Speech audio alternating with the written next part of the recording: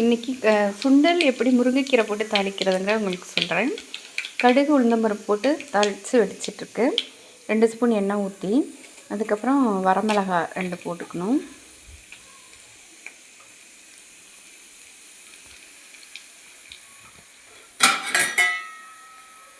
வரமிளகா 2, பச்சை மிளகா 1,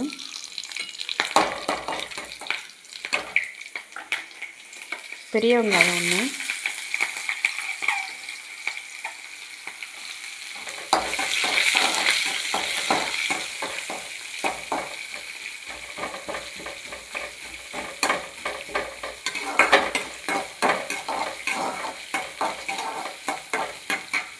நல்லா வதங்கட்டும்.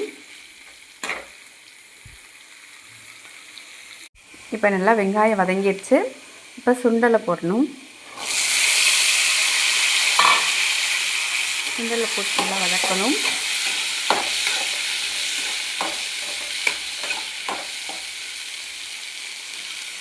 வதங்கிட்டு இருக்கும்போது கொஞ்சம் உப்பு தூள் போடணும். உப்பு ஆல்ரெடி நம்ம வேக வைக்கும்போது கொஞ்சம் போட்டிருப்போம். இப்போ கொஞ்சம் சிறிதளவு போட்டால் போதும்.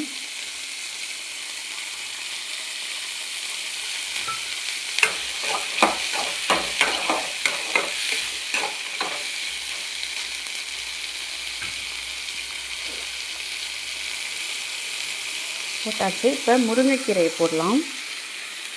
முருங்கைக்கீரை ஒரு கைப்பிடி போட்டால் போதும்.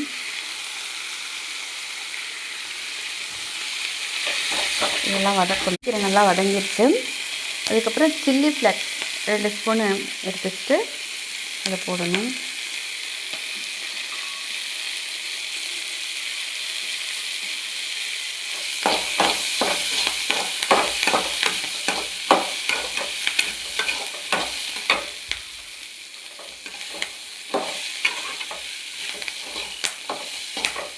நமக்கு தேவையான அளவு தேங்காய் துருவல் போடணும்.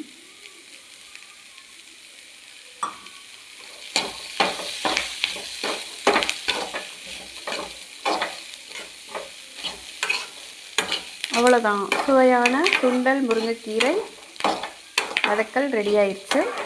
இதை செஞ்சு பாருங்கள் வியூவர்ஸ். இது ரொம்ப நல்லது, குழந்தைங்களுக்கெல்லாம் கொடுக்கலாம். முருங்கைக்கீரை அயன் சத்து, சுண்டலும் ரொம்ப சத்து.